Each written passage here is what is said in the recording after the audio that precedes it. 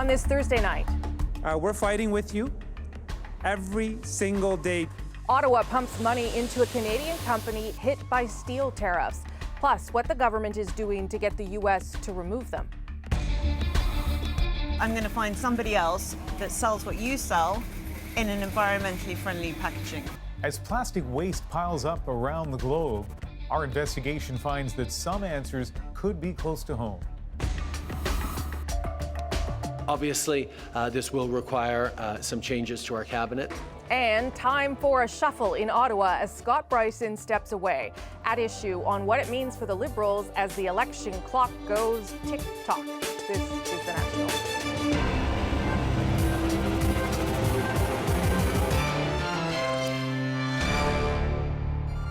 And with that vote now less than 10 months away, and with the road to re-election uncertain, the departure of one of the Liberal government's most senior ministers deals an unexpected twist. Scott Brison's decision to leave triggers a cabinet shuffle, likely Justin Trudeau's last chance to pick a front bench before voters head to the polls in October. The CBC's David Cochrane has learned what it might look like. The Prime Minister now has to do something he wasn't planning to do, retool his cabinet just months before an election. Obviously, this will require some changes to our cabinet, and that's something that we're going to be announcing on Monday. This shuffle last July was supposed to be the election cabinet, a blend of promotions and restructuring meant to steer the Liberals to re-election. Just before Christmas, I informed the Prime Minister of my decision not to run again in 2019. But then Scott Brison told the Prime Minister in person he was retiring before telling the country through this video. I'm so proud of what our government has accomplished for Canadians. A 7-term MP, the country's first openly gay cabinet minister, leaving to spend more time with his family. Canada is one of the truly rare places in the world where a life like ours is possible. I want to recognize the extraordinary service that Scott Brison has offered to Canadians for 22 years as a member of Parliament. Now Trudeau has to prepare for political life after Brison. His old job in Treasury Board tightens the nuts and bolts of government, the department that gets money, projects, and programs out the door. A key role with one budget and 9 months to go before voting day. Okay, David, so the Prime Minister says this is happening Monday, this shuffle. I know you've been talking to sources. What more have you learned about what will happen? Yeah, Rosie, what we're told is this is not going to be a big shuffle. This is not a major reset of government. And in fact, we're told that if Scott Brison wasn't resigning from cabinet to retire, this shuffle wouldn't be happening at all. So the immediate focus is to find a capable and experienced minister to take on that key role in Treasury Board. And what I'm told by a senior government source is that Brison's replacement will come from the Treasury Board Committee of Cabinet. Okay, so that gives us some clues. Who's on the committee that might replace Brison there? Yeah, some big names on that committee just jump right out at you. Maybe the frontrunner for this job, Indigenous Services Minister Jane Philpott. Some of the other names on the committee, Social Development Minister Jean-Yves Duclos, Finance Minister Bill Morneau. He's probably not going anywhere with a budget coming. Procurement Minister Carla Qualtrough, Trade Minister Jim Carr, Labor Minister Patty Hajdu. So someone on that list is likely to move. The buzz tonight is all about Jane Philpott. That's going to trigger some other changes. And what we're told is that between 3, 4 to maybe 6 ministers are going to be affected in this shuffle. Because there's always a domino effect. And one of the things he has to consider is a minister from Nova Scotia. Is there anyone there that could fill in that slot in terms of regional representation? Well, they have lots to pick from because they have all the seats in Nova Scotia. But what we're told, the front runners to replace Brison as the Nova Scotia minister are 2 parliamentary secretaries. There's Bernadette Jordan from Nova Scotia South Shore and Sean Fraser from Central Nova. Okay, David Cochrane, been doing lots of work on this story today. Thank you. You're welcome. And good thing it's an at-issue night. I must have planned it. There's a lot for the gang to unpack here. What could a cabinet shuffle tell us about Liberal fortunes? We'll tackle that a little bit later in the show. Whatever shape it takes, though, the new cabinet will face the same economic challenges, and we've seen those recently in sectors ranging from autos to oil and gas, and then there's steel. The Canadian industry has been struggling since the U.S. imposed tariffs last summer, and today, some relief. This investment demonstrates our commitment to standing shoulder to shoulder with the steel industry and with its workers. $90 million of federal money will go to Algoma Steel, the country's second biggest steelmaker. The company will also get a $60 million repayable loan from the Ontario government. But CBC News has learned the push is now on to get those U.S. tariffs removed. As Katie Simpson explains, Ottawa is dusting off the strategy it used in NAFTA negotiations. 7 months into the tariff war with the United States, and there is no end in sight.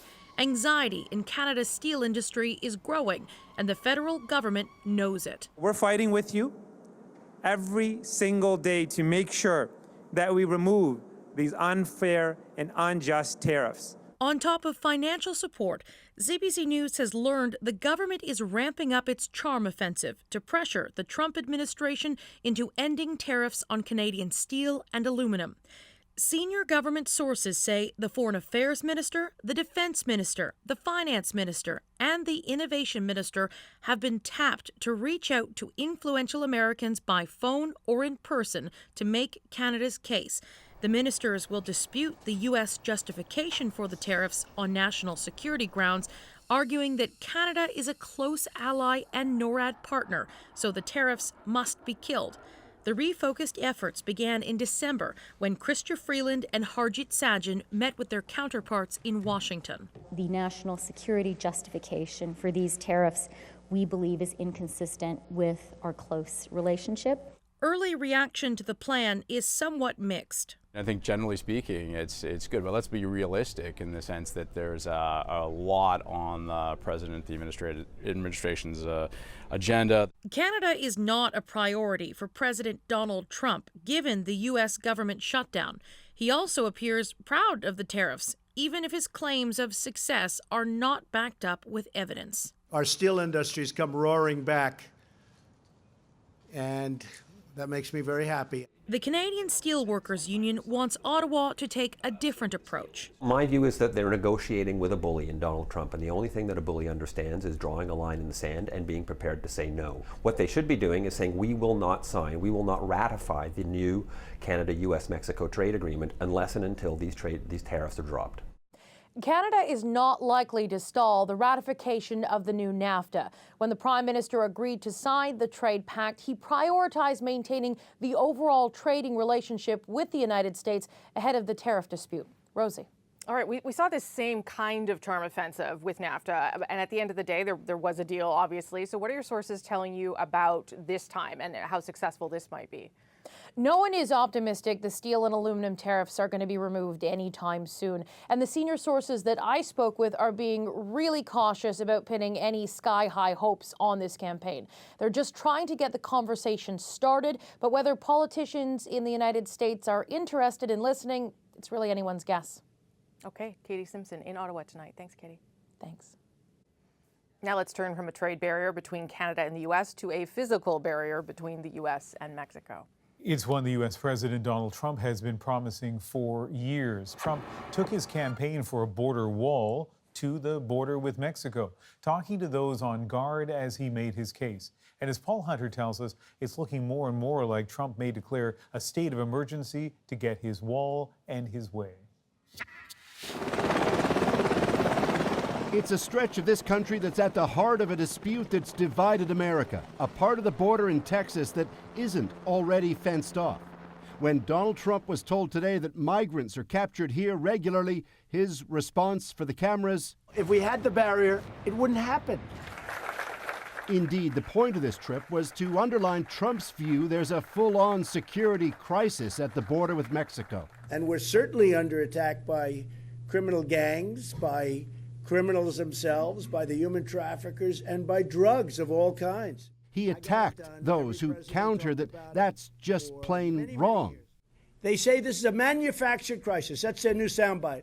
And he watched as border agents, in turn, sided with the president, though this one noted, "This is a tunnel," that even where there is a wall already, smugglers are finding a way underneath. "This is an area that we actually have wall." It was unclear how more wall would stop that. Regardless, Trump can't extend the existing fence unless Democrats agree to fund it, as Democrats insist there are smarter, more cost-effective ways to secure the border. Meanwhile, Hey, the workers, federal Trump. Some of the hundreds of thousands of federal workers caught in the middle of all this marched on Washington today, calling for an end to the partial government shutdown caused by Trump's demand for that wall. We don't know when we're going to get paid. It could be next week, it could be years, according to Trump. Unless, that is, Trump declares a national emergency on the southern border, in theory, freeing up money to build the wall regardless of Democrats. Trump said today he almost definitely will do that if Democrats continue to oppose it. They say they will. So here we are. Paul Hunter, CBC News, Washington. The U.S. president isn't the only one with strong feelings about the border. One woman in particular cares as much as he does, but for different reasons. We built physical barriers. It dropped from 100,000 down to 20,000. This is Sister Norma Pimentel in the middle of your picture there, listening quietly as Trump addressed officials in McAllen, Texas today. She heads a local Catholic charity that helps those migrants, and in a Washington Post commentary, invited the president to see their work firsthand. He didn't take her up on it. But our colleague Christian Luttrell from Radio Canada was right there just a couple of months ago. He and his team gathered sights and sounds from a community that is overwhelmingly Hispanic and is a key transit point for those seeking a better life. Hundreds of migrants cross into the U.S. here every day. It took this woman and her 3-year-old son 3 months to get here. Sí, en el camino, venir pidiendo, sufrimiento con mi hijo, durmiendo en el suelo, malos tratos, mucho. Sister Norma Pimentel has watched the flow of immigrants. 99.9% of them has somebody in the United States where they're going. A mother, a father, a brother, an uncle, a friend, somebody. And that's why Border Patrol Immigration has given them permission to continue that process somewhere else. 100,000 people in 4 years have benefited from her shelter. Sometimes we will, for political reasons, make it sound like an invasion so that it can stir up fear, you know. 80% of the migrants she sees enter the U.S. legally, applying for refugee status. This man, who's 37 years old, walked for weeks from Honduras, leaving his wife and kids behind. He has to wear a tracking device until he's processed in immigration court and hopes his family can join him eventually. Then there are those who cross illegally through farmers' fields. Groups up to 100 at a time. But generally it'll be like 20 to 30 in a group. Border Patrol do as much damage to my property as the illegal aliens, if not more. While Radio Canada was filming, they bumped into these two. They swam across the Rio Grande to get here. They're looking for a house right down the river here, and it's always that story. They get lied to. The solution to all of this in McAllen? Well, ask the mayor. What I think they need to know, I think they need to go to Washington and work it out. Of course, that's easier said than done as federal lawmakers continue to disagree, not just about a wall, but about an immigration policy more generally. Well, last night we told you about Kaylin Hansen, the 2-year-old Saskatchewan girl who died last month from the flu. She had not been given a flu shot. Well, tonight you'll hear from her father as he speaks about the terrible regret he feels in hopes that other parents might learn.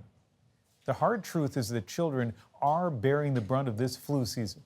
Right across Canada, 414 kids under the age of 16 have had to stay in hospital during this flu season. 71 ended up in intensive care. Those numbers wouldn't be so high if more children got vaccinations. The CBC's Cass Rusi puts hard numbers on a dangerous problem. 2, 3, do. Yay! He's much too young to realize this, but little Arvin Husseini is getting a vaccination that could protect him from this year's flu strain. It's his very first one. It must have been important for you to be here today. Yes. Do you do this every year? No, this is the first time. He is 14 months. Yeah? And it was sick for the first time. So I was just starting daycare. So I just want to make sure that he is not getting sick every time that he's going to daycare. This year's flu strain is H1N1, and children are especially vulnerable to it. Last month, 2-year-old Kaylin Hansen died of pneumonia in a Saskatchewan hospital a few days after being diagnosed with the virus. She's one of 3 preschoolers in the province who've died of the flu. None had been vaccinated. Kaylin's father has a message for other parents. Seeing her get really sick like that could have been prevented. I would definitely suggest any parent to get your kid vaccinated. And if you're against it, you know, it can be completely preventable. Okay. 1, 2, 3. It's recommended that all children 6 months and older get the shot. Still, the most recent statistics on flu vaccine coverage in Canada show that 26.5% of preschoolers were vaccinated, a figure dramatically lower than for other childhood vaccinations. Influenza is not a new disease. It's constantly mutating, and we have a preventable vaccine for it. He says health officials have been reluctant to make flu shots mandatory for children, the way they do for other vaccines. By mandating sometimes, it can unfortunately have the side effect of pushing people who were maybe on the fence in the wrong direction. This public health doctor admits something needs to change. I think we could be doing a better job to really raise awareness to say, you know, kids between 6 months and 5 years old are a high-risk group, and we should be recommending and making sure that they are getting vaccinated. A message this boy's mother has already heard loud and clear. Cass Rusi, CBC News, Toronto. Here are some other stories we're watching tonight. The Prime Minister holding his second town hall in 2 nights, this one in Regina. He's been fielding questions on a number of topics, including the Trans Mountain Pipeline. You can legalize marijuana, but we can't twin a pipeline, an existing pipeline? It is not, as you pointed out, was not in my platform that I was going to buy a pipeline for Canadians. But it was in my platform that I was going to grow the economy and protect the environment at the same time, and do it in thoughtful, responsible ways. The Prime Minister reaffirmed his position that Canada needs the pipeline to take oil to new markets, but he was also challenged on the clashes between the RCMP and First Nations groups in BC this week. This is sovereign Wet'suwet'en land you are trespassing. This was the scene on Monday, and after days of tension, Wet'suwet'en hereditary chiefs have today reached a deal with the RCMP. While they still oppose a natural gas pipeline through their traditional territory, the chiefs say they want to ensure the safety of their people. Coastal GasLink workers will now be allowed to enter the territory for pre-construction work. We were contacted by some victims who advised they were being chased by a group of males with a gun. That call to police led to a terrifying lockdown at a school in Ontario today. Officers searched the grounds and arrested 6 youths, all of whom are in custody tonight. During the investigation, police also recovered a knife and a pellet gun. Ahead tonight on The National, the real-life Facebook that's helping connect Montreal's homeless. You'll hear from the photographer behind it all in tonight's Moment. And we'll take a closer look at the ballooning price tag of hosting the Francophonie Games. Why many are asking whether New Brunswick can really afford to be the host. But first, a CBC Marketplace investigation looks at all that plastic packaging on supermarket shelves. Bread wrapped in plastic, Right. cheese wrapped in plastic, ground beef in a plastic, covered by plastic, in a plastic bag, in another plastic bag. Yeah.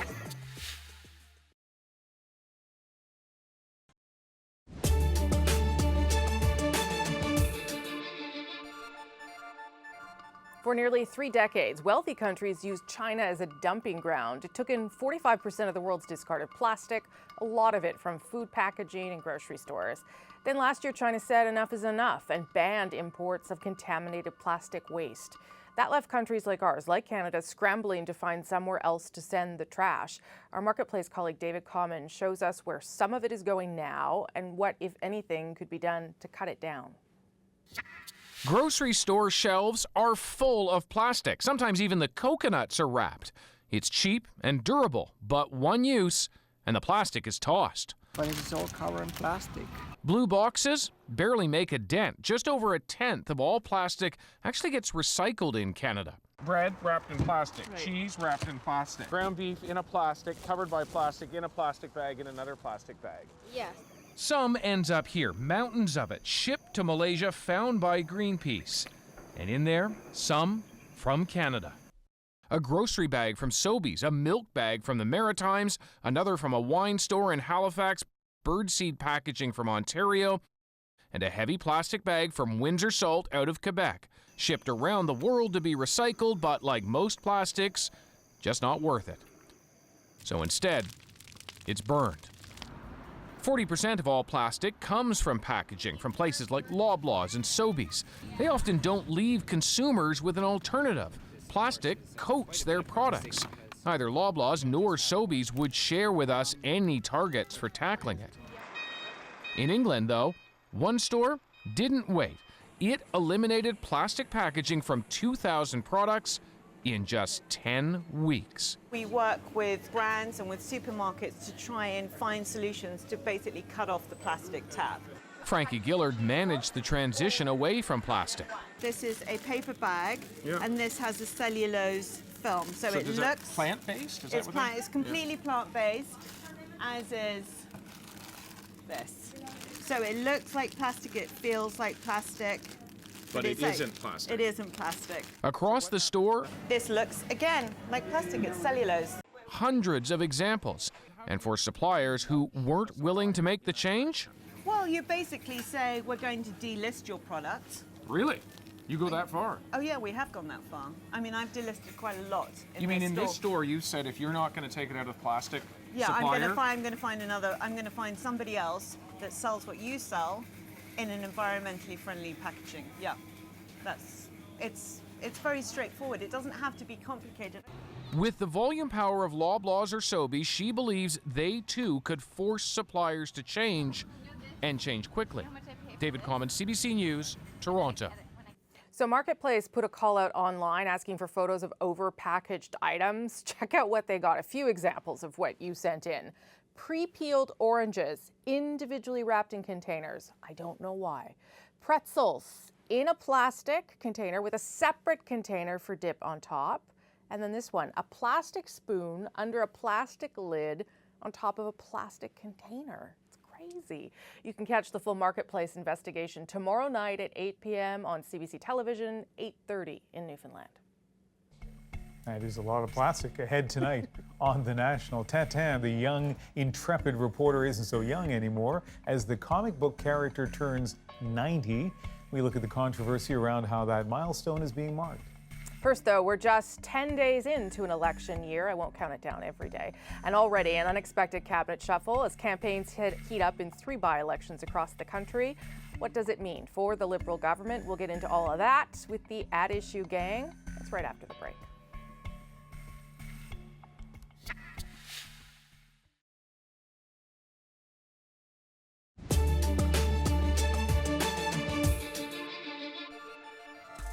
Here are some other stories making news tonight. Donald Trump's former personal lawyer has agreed to testify publicly before Congress. Michael Cohen says he'll provide a full account of the work he did for Trump. That testimony is scheduled for February the 7th. Cohen pleaded guilty and in December was sentenced to 3 years in prison on multiple charges, including 2 campaign finance crimes. 2019-2025. Felicitaciones. That is Venezuela's President Nicolas Maduro being sworn in for a second term.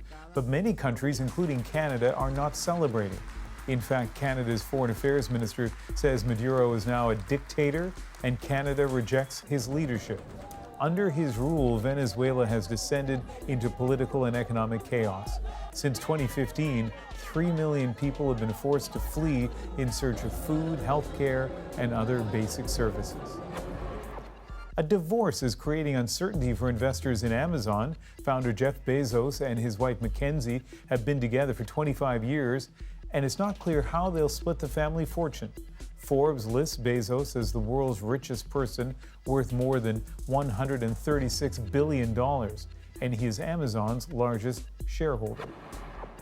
And airports in the UK are now being equipped with military-grade anti-drone technology to avoid a repeat of this. London's Gatwick was shut down for 3 days during the holiday travel season because of drone sightings, and a separate sighting on Tuesday brought London's Heathrow Airport to a stop for more than an hour. The anti-drone system is capable of detecting, tracking, and grounding unmanned devices.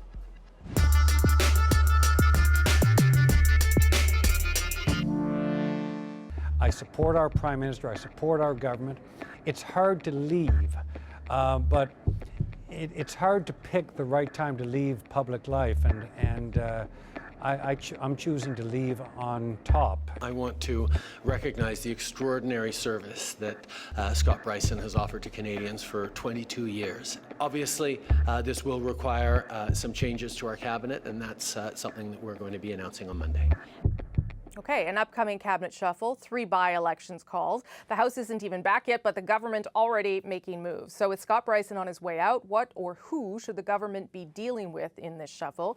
At Issue is here to tackle some of these changes as we officially start off the new year. Andrew Coyne is in Toronto tonight. Shachi Kurl is in Vancouver. Andre Demise also in Toronto tonight. Chantal is away. She'll be back next week, fear not. Not that I'm not thrilled to see all of you, but I know I'll get some tweets, so there we go.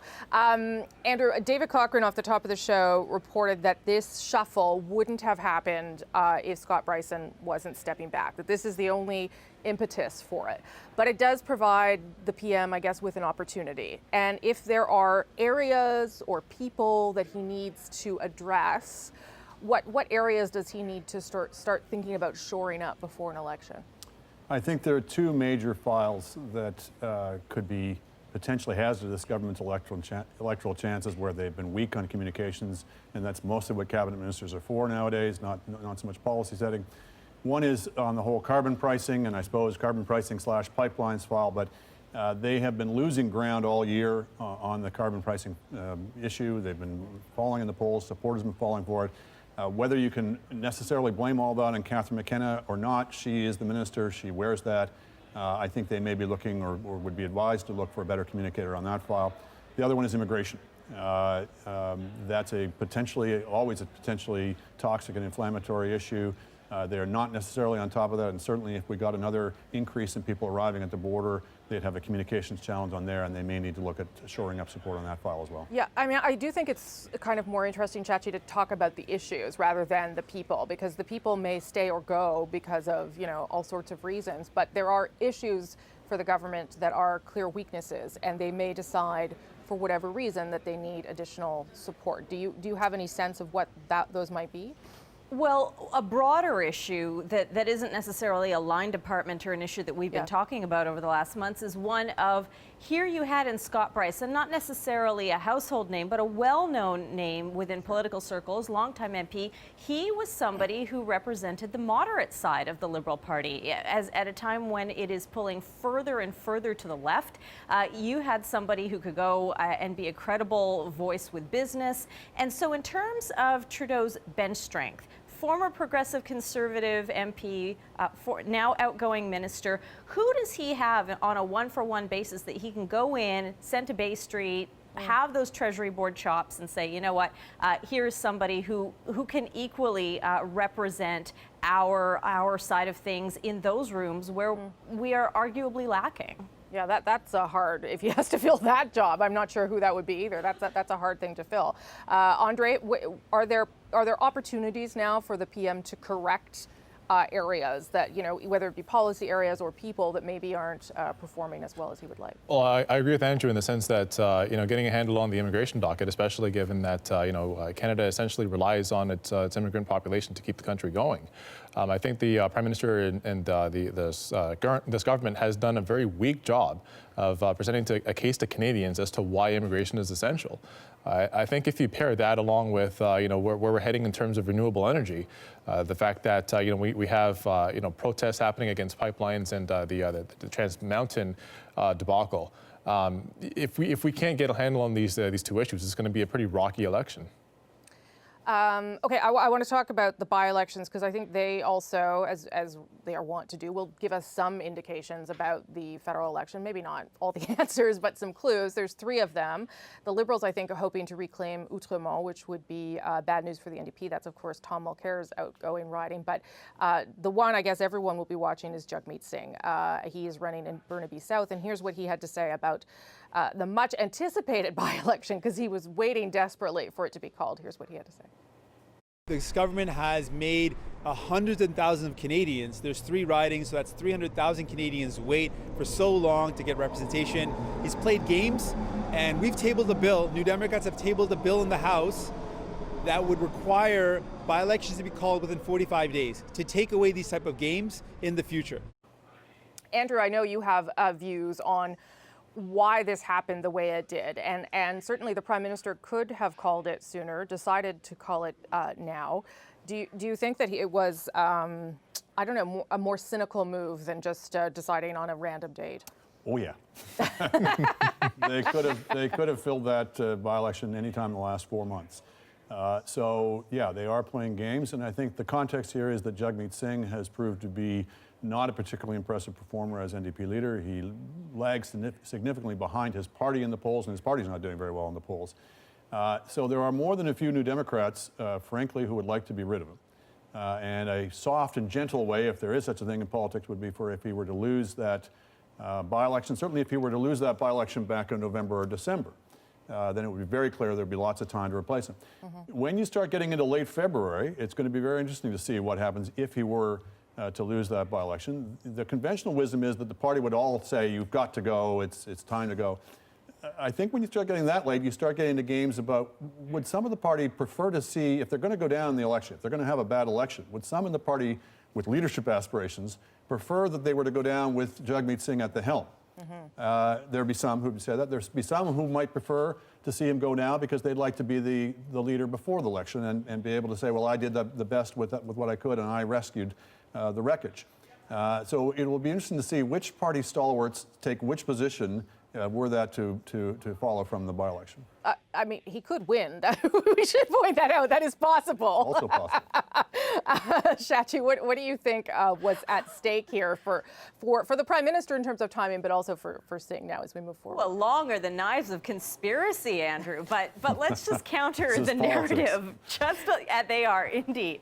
But, you know, here's a couple of caveats or counters to some of the narrative around could Jagmeet Singh lose? Sure, he could lose. Lots of things could happen. But one of the things we keep hearing about is, well, it was very close in 2015. Just because an election was close 3+ years ago doesn't mean voters are going to vote the same way. And elections, by-elections particularly, are very ho-hum for people in constituencies. Voter turnout tends to be lower.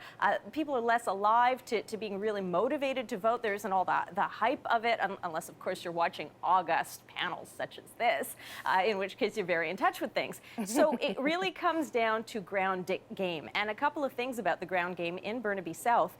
This is a riding, and as we all know, the party doesn't have a split between the provincial and the federal wing in BC. So that means lists are being shared, volunteers are being pulled, and what star power that the NDP can draw on the provincial side, you've got prominent longtime MLAs like Raj Chauhan standing up with Jagmeet Singh. You've got former MPs like Peter Julian showing up. And so they are going to, the party and organizers are going to be counting very much on the goodwill generated by those people rather than what Singh can generate himself in order to push him over the top. And indeed, if they don't understand that this is not do or die, this is do or die for Singh, then you know, time to wake up on that front. Although oddly, Andre, Singh doesn't seem, well, he's not saying that publicly. Maybe he thinks it privately, but he has said that if he loses, he's not going to quit. Obviously, I don't know what else he would say. But Mulcair did tell our colleagues at CTV that if he loses, he's gone, which was interesting coming from Paul Mulcair. Yes. Yeah.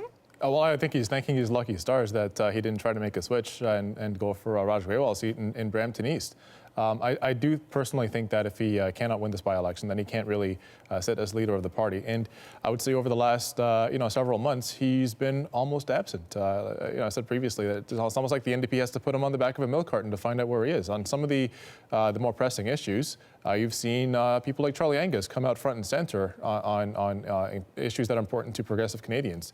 So I think what he's going to have to do is not only recapture the seat, but also recapture the leadership of the party and be the face of the party's more pressing issues. Can I pull back on both of these issues, which I think are sort of telling around electoral fortunes, right, in terms of where people think their support is going? I mean, the fact that the Liberals are running someone against Jagmeet Singh maybe speaks to the fact that they think they can pick up seats in British Columbia. They are aware that they've got 4 in Nova Scotia, but there are probably some to lose in Atlantic Canada. They hope to pick up way more in Quebec, which is sort of what the Outremont by-election is about.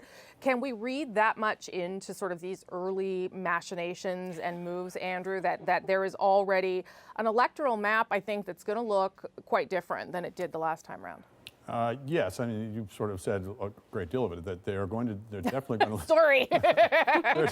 they're definitely going to lose seats in Atlantic Canada. Yeah. They most likely will pick up seats in Quebec. I think Ontario, as usual, will be the main battleground, Ontario and BC. Because, and to the extent, we've talked about this, to the extent that the carbon tax and that issue is going to be salient, I think it's going to be fought out in those two provinces. In BC, more to do with the pipelines, but Ontario, if the carbon tax is going to be that big an issue, that's where it will tell seats. And yeah, so you may well see, and for that reason, a cabinet shuffle to try to give them a better performer, a better spokesperson, particularly in Ontario, on that file. So where does that leave the Conservatives then, Shachi? If we're looking at the map in that way, with the Liberals and the NDP, what should we make of how the Conservatives have to sort of focus down on those areas for the reasons that Andrew said?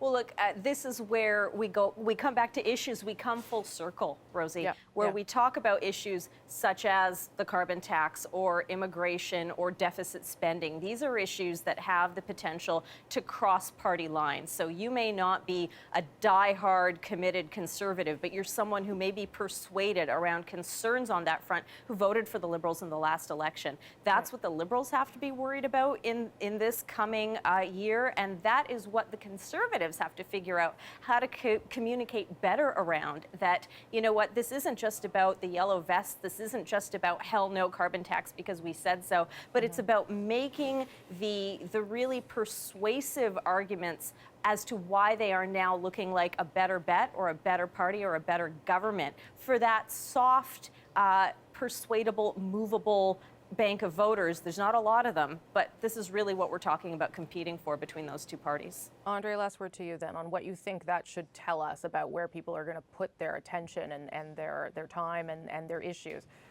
Well, Sachi just brought up the issue of the yellow vests, and that actually kind of is indicative of, you know, where the Conservative fortunes lie. Is it, do Canadians believe in a type of a nationalist ethos where we believe that the people who are here have to come here by a certain means, or do we make room for new immigrants? Do we make room for refugees, et cetera? The last election was fought very much on that issue, and Canadians responded, and we said that we are a country that's open to refugees. So if the Conservatives are going to place their fortunes on the intolerance of Canadians abroad, I don't really see good fortunes for them in this election. Okay. I love that we're already talking about the election in January. This is going to be my joy for the next year. Thank you, everyone. Appreciate it. If you want to listen to more of all of these guys talking about other issues, make sure you check out our At Issue podcast. You can find it on our website, cbc.ca/The National, or any major podcast app. Up next on The National, we'll look at how a ballooning price tag could cost New Brunswick the Francophonie Games. First, though, a look at a story you will see here next week on The National. We're exploring the issue of loneliness in Canada. You'll hear from 3 Canadians at different stages in their lives about why they feel alone and how they're coping with it. Here's a preview. 3, 2, 1, go!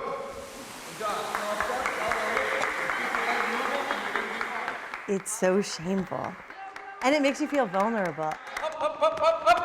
Sometimes I have a tendency to feel disconnected and not part of any one community or tribe. 1. A tribe, a place to belong. 2.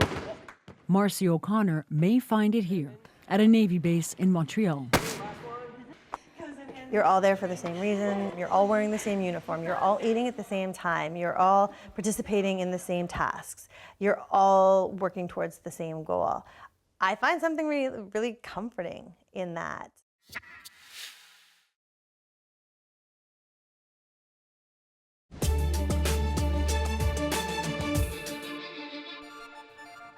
The next Francophonie Games in 2 years' time are supposed to be New Brunswick's time to shine. 10 days of sport and cultural events for the French-speaking world. But costs have exploded to 7 times the original estimate. And now, as Kayla Hounsell tells us, the Games are in jeopardy. These players are New Brunswick's elite, hand-selected for the province's high-performance soccer academy. On va jouer 4 contre 4. Many have moved away from their families to live in Moncton, where they train. I've been playing soccer since I was 5 years old. He's now 17 and is hoping to play in the Francophonie Games. As a local New Brunswick player, since we don't get the big opportunities to play against different countries like that, and for me it'd be a really big stepping stone. But it's now unclear whether any of these players will get that chance. We are still in a position where we do not have a finality in terms of what the outcome will be. New Brunswick won the bid for the 2021 Games. The estimated budget at the time, $17.5 million. Now the Games are projected to cost $130 million. The organizers have not explained the exact reason, saying only that they did a business plan after the initial bid. The current government, which took power in November, says it only recently learned about the dramatic cost increase. I mean, this is a 664% increase. New Brunswick is expected to host more than 3,000 athletes and artists from 50 countries. The last games were held in Ivory Coast in 2017 and cost $50 million. The province is calling on the federal government to contribute more. But Ottawa says policy stipulates it can only contribute 50% of the costs of international sporting events. The host cities of Moncton and Dieppe would also chip in a bit, but that still leaves almost $65 million for the province to pay. If the federal government was to keep the current formula for sporting events, which is a 50-50 split, that would be very problematic. The athletes just want to play. I think it's a once-in-a-lifetime opportunity, and it isn't really a purchase for the province. I think it's more of an investment. The province won't put a deadline on when it will have a decision, but everyone seems to agree. With the Games just 2.5 years away, it needs to be soon. Kayla Hounsel, CBC News, Moncton. Up next on The National, connecting Montreal's homeless, one photo at a time. I love his photographs. It's for memories, you know. Every photograph means something. You'll hear from the man behind the lens next in The Moment, but first. And in case you missed it, globe-trotting adventurer Tintin is 90. It was January 10th, 1929, that Belgian artist Hergé brought the intrepid young reporter to life. He was an instant hit and was soon traveling the world, battling evildoers, pursuing truth, trying to keep Captain Haddock off the sauce, and all the while apparently doing very little actual reporting, I might add. Anyway. Despite Tintin's virtue and heroism, his creator has been hotly debated over the years. Hergé's portrayal of other cultures has even been called Eurocentric, even flat-out racist, something he always denied and his defenders call a product of a less enlightened age.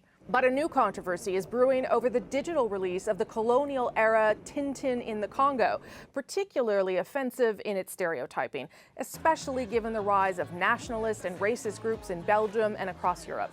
And yet, Tintin, the character, remains hugely popular. 250 million comics sold, a number of animated series. Run! We're not there yet! No! Run!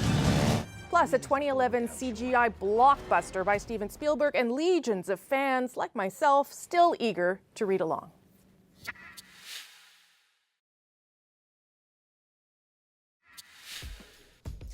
That is what you call a sign of the times. Countless people around the world documenting their lives every day by posting photos on social media.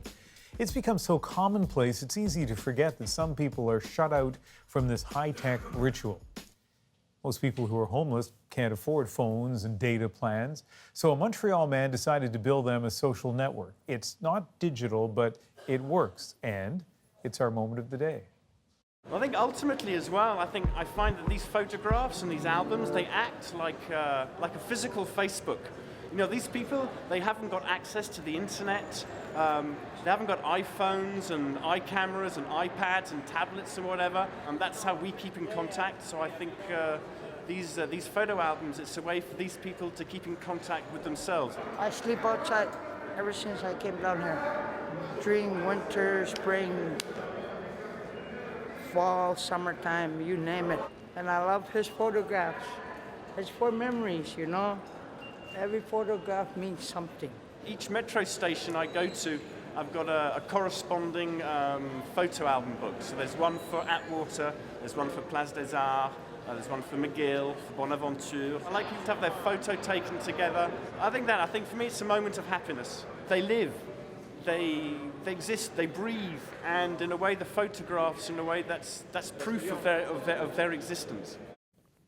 You know, Rosie, there's so many parts of this that are a great idea, the sense of community, the sense of dignity, but also just the power of photographs, right? It's something we've tried to harness here on the National, less video, more photos, but I don't know about you, but I don't think I use photos enough, even at home. They just get stuck on the phone. Well, that's what I was going to say, actually. What it reminded me of was the idea that sometimes you should print them out. Sometimes you should put them in a book so you can go back and look at them. And I actually did that with my Christmas photos this year and sent them to my mom in case she doesn't know they're coming her way. That is there you very go. good of you. It's been a long time since I've printed out a photo, but maybe tomorrow I'll do All that. right. Good. Fair. All right. That's the National for January 10th. Good night, everybody. Good night.